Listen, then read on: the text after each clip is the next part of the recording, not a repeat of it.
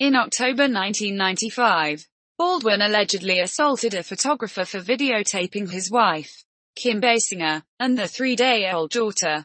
The couple was returning from the hospital and were confronted by the photographer outside their Los Angeles home. Whoopi Goldberg praised Baldwin for his actions during her opening monologue while hosting the 68th Academy Awards. Another day, another Alec Baldwin meltdown just one day after using a gay slur when cursing out a photographer. Yeah, the actor sets his sights on a local TV reporter who apparently once had a run-in with Baldwin's wife. ABC's Rob Nelson is here to sort it all out. Sort it if you can, Rob. Oh, yeah, it's a mess as always, isn't it, with Mr. Baldwin? Yeah, this is a very interesting story here. Alec Baldwin having a run-in with the press is certainly not a new headline. But what is different this time around is the reason behind the drama, a fender bender on a city street, and now even the temporary suspension of Baldwin's cable news show. Get the out of here. Nothing wrong. Taking his public blowouts with the press to a whole new level. Trying to get into his car outside his New York apartment on Friday with his wife and 3-month-old baby, the famously hot-tempered actor got in the face of a female New York TV reporter whom his wife says hit her in the face with a microphone a day earlier. You're the one that almost hit my wife with the microphone in the face? I asked you a question. Do you want to apologize to her? I asked you a question. Still fuming, Baldwin brings over nearby cops, demanding they take action. I do want to press charges against her. She assaulted my wife. The ruckus didn't stop there, as Baldwin then bangs into another car as he tries to leave his parking spot. Johnny, it's your car. Friday's blow-up is just the latest in a string of caught-on-camera tirades by one of Hollywood's most notorious hotheads. Get away from my wife and the baby with the camera. On Thursday, Baldwin caused an uproar by allegedly using an anti-gay slur against a photographer. Come on! Which Baldwin denies, saying he was misheard. A Twitter firestorm erupted, with gay activist groups and even CNN's Anderson Cooper chiming in. Cooper tweeted, "Wow, Alec Baldwin shows his true colors yet again. How is he going to lie and excuse his anti-gay slurs this time?" Baldwin later apologized. And a longer mea culpa came Friday night when Baldwin released a statement confirming his new cable news show has been taken off the schedule through next week. "What I said this week as I was trying to protect my family was offensive and unacceptable. Behavior like this undermines hard-fought rights I vigorously support." Now, the only bit of good news this week for the Baldwins was the conviction of a Canadian woman, Genevieve Sambarin, for stalking and harassing the actor. It was a raucous trial here in New York, and even Baldwin himself gave emotional testimony from the stand. That woman is now serving more than 200 days behind bars. Guys, though, never dull in the life of Alec Baldwin. I think after that trial, he tried to lay it low-key, at least for a couple of weeks. That didn't last too long. Yeah. Yeah. Thanks, Rob. Sure. We're keeping you busy. An alleged hostile scuffle caught on camera as Alec Baldwin, well known for his distaste of the paparazzi, propels a photographer on top of a parked car. Just days earlier, the 30 Rock star was snapped arriving at his New York apartment with wife Ilaria, carrying his newborn baby girl. These new photos appear to show the angry actor pinning a photographer's arms behind his back. You look fabulous. Both Baldwin and the photog called 911. The star stated he was walking with his wife when the paparazzo got too close. Both parties aren't pressing charges. You could probably blame the paparazzi. They're usually at fault. They usually get too close. But the problem is we've seen this time and again with Alec Baldwin. Back in February, according to the New York Post, a reporter was trying to get a comment on a lawsuit involving wife Ilaria. The Post reports Baldwin became aggressive, grabbing the reporter by the arm, allegedly calling him a crackhead and a racially derogatory word. And this photo published in the Daily News was taken when Baldwin went to apply for his marriage license last June. He accused the photographer of bumping him with his lens. In a recent red carpet appearance, Baldwin addressed the shutterbugs. Most of the paparazzi have their foot out to trip you. They want you to fall on the ground and they want to get that shot. Now, a couple things here. Alec does say the paparazzi gets too close. That's something we've heard other celebrities complain about. Recently, Halle Berry and Jennifer Garner testifying in front of the California Assembly to get stricter laws protecting their children from photographers. Also, Alec does seem to get a little bit of a pass in these situations when we would be maybe more critical of other celebrities. Remember when Justin Bieber had a run-in with the paparazzi not too long ago? The questions seemed more like, look at Bieber's temper, not look at what the photographers were doing. Get out of here. What? What's your problem? I know you got raped by a priest. Leave it. How are you going to grab me?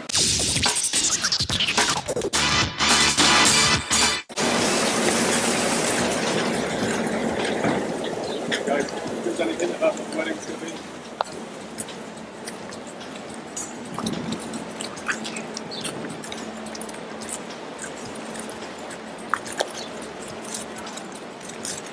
You guys really excited to get married this weekend, guys? Any idea where the big party's going to happen in? Take it down the way. Guys, have a really good one.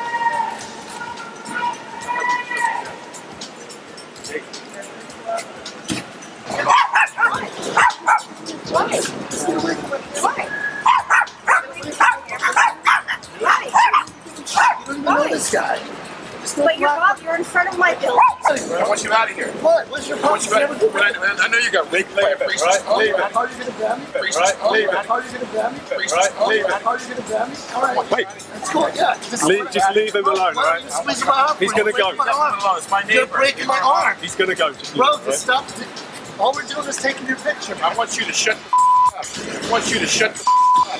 All right. Get out of here. I want you to get out of here. I'm not doing that, man. Leave my neighbor alone. Bro, I was just telling you to have a good wedding. Shut up. Shut up. Leave my neighbor alone, okay? Did you hear what I said? Yeah, Did you hear what I said? I'm hearing it.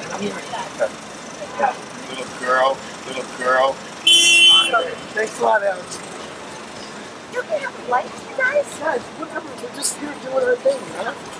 Let me get everything straight now. No problems anymore with paparazzi. No more. No more. Nothing. No court docket. Well, no, I had the thing with the guy who said I punched him in front of my house. Yeah. What happened with that? The thing is that there's cameras everywhere.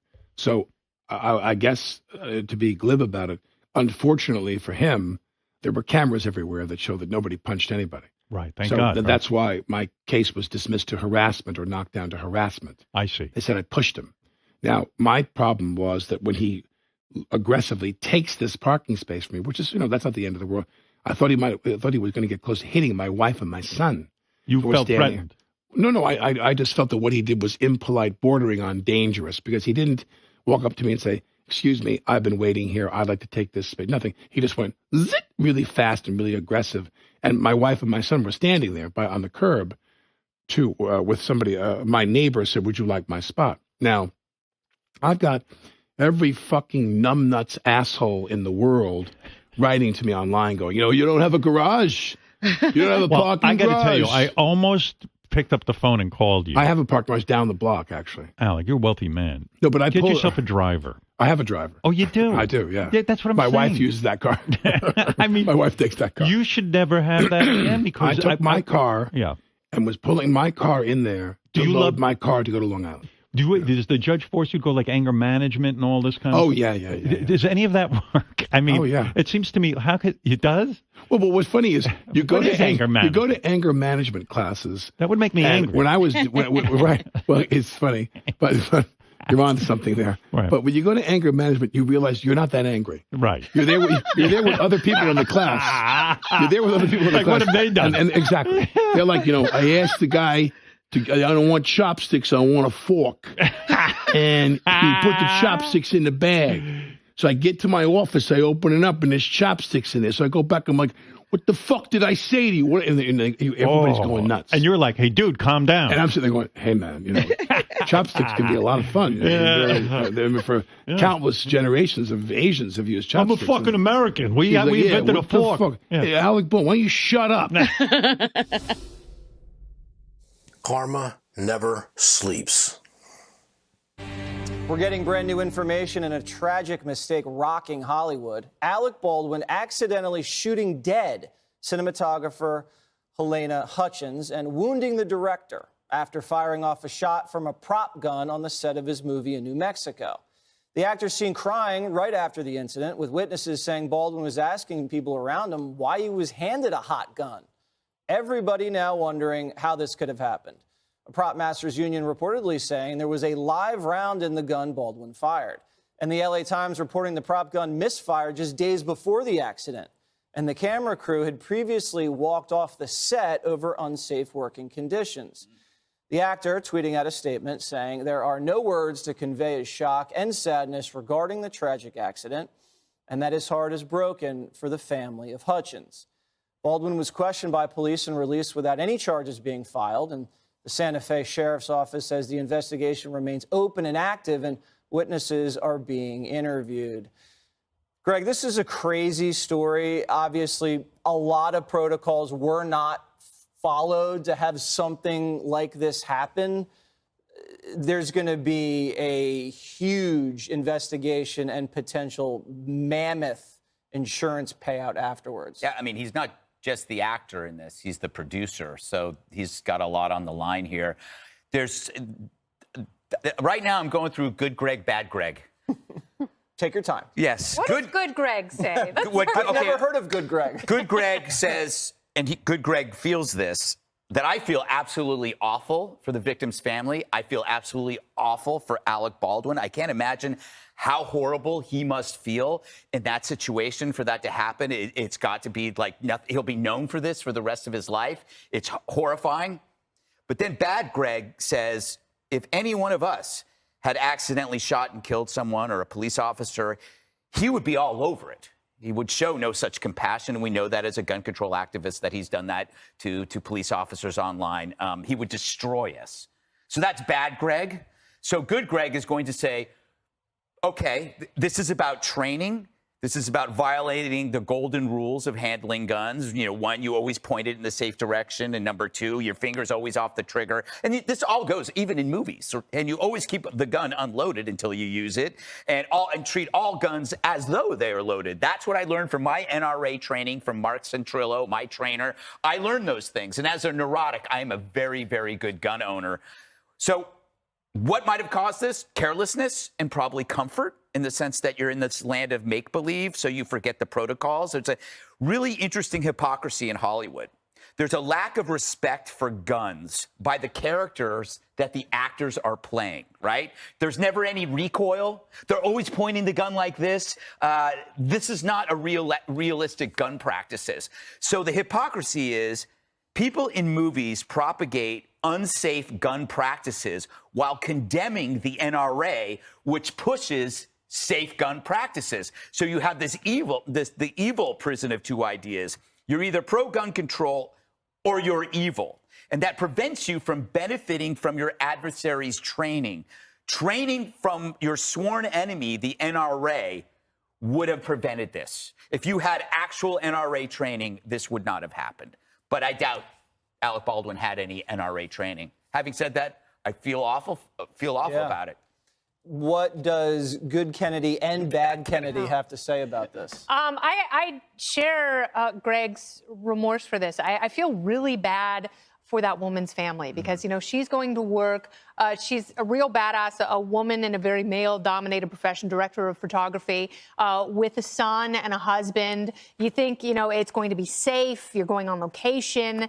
It's pretty rote. And then she loses her life. That's, you know, good Kennedy. I'm really just piggybacking on good Greg because it's Friday and piggybacking is fun.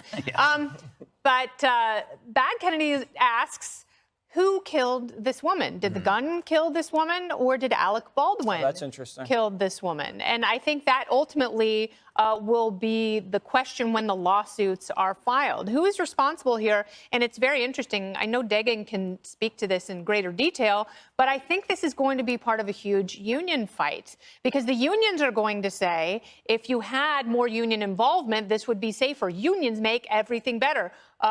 We know that is not necessarily the case, especially for things like teachers' unions and every other public sector union.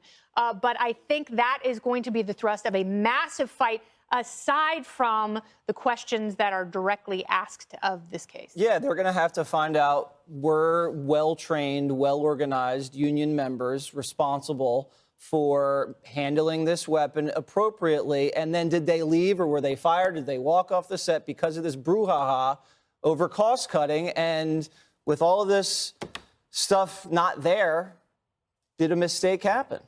Well, the LA Times is reporting that the camera crew members of the International Alliance of Theatrical Stage Employees, IATSE, they walked off the set. And it appears as if there were certainly non-union workers filling in. So again, were the standard safety protocols being followed by the prop master, the armorer, the stunt coordinator, and the like? But IATSE, that union, is already in a huge contract fight with the studios. So it does raise the attention and level of outrage based on those union members about what's going on. But speaking of gun control, when these horrible accidents happen, I always wake up and think, who's going to weigh in on social media for their own benefit, for attention, to bloat their own ego, to feed their own narcissism? And guess who it was today? Gun control advocates. They hit the twit sphere almost immediately, trying to exploit this tragedy for, again, for their own agenda. This is a workplace accident. And none of their ideas on restricting gun ownership or dismantling, abolishing the Second Amendment would prevent this tragic accident from happening. It's negligence. Based on what we know, it looks like negligence. But this just seemed gross, and it's not going to change anybody's mind about gun control. But here's just one example of what I saw. Frances Fisher is one of the stars on this movie. Yeah. And she retweeted this tweet from Shannon Watts of Mom's Demand. It's saying, what you're saying in this tweet, she was quoting a Daily Beast article, and Frances Fisher said, these quotes are inaccurate. Our director's already out of the hospital. She had said he was in intensive care. I don't subscribe to the Daily Beast, so if that's what they're saying, they're wrong. Can you correct them? But again, it's this rush to make this accident, this death, about gun control. And it just raises the issue of, like, whatever happened to having some grace and just shutting the hell up? If you're not going to say thoughts and prayers, then don't say anything. Something that's roundly mocked by the left often. Jessica. Well, there were some very unpalatable tweets from both sides. J.D. Vance, who's running for Senate in Ohio, tweeted something absolutely disgusting about letting Trump back on. So, you know, Alec Baldwin, who famously played him on SNL, we can have more tweets. Congresswoman Lauren Boebert also tweeted something disgusting. It's definitely not a time for any of that, especially because this was a workplace accident. I'm curious to see what Alec Baldwin's role as a producer on this does in terms of complicating the situation for him. And I grew up going to movie sets a lot. My dad was a producer, and I noticed even from the age of 7, when I was kind of becoming cognizant of what was going on, how nervous the actors were around guns to make sure that everything was going to be fine, because they aren't firearms experts. They are not people who have had training in this. And you rely on the people, whether it's the union folks or the private handlers that have been hired, to ensure that it is going to be safe. And this idea of that there were real bullets in there, and I understand that that can happen before, and I think it was Brandon Lee was the last time someone died on a set in 1993. I still think that The Crow, wasn't right? that still I mean, the blank comes out at the same speed as but it anything. doesn't. He died in surgery. Yeah, he died after 6 hours of surgery. But what happened was there was a squib in the gun, which is meant to look like a real bullet, but it doesn't. It has the powder removed from it. And there was a fragment from the squib that was in the gun, and then they used a blank, which is a full charge, no lead. So the blank, the charge, sent that projectile out of the gun and killed him, ultimately. All right, horrible tragedy, and we're Sorry, going to continue to keep you guys posted as we find out more information. Karma never sleeps.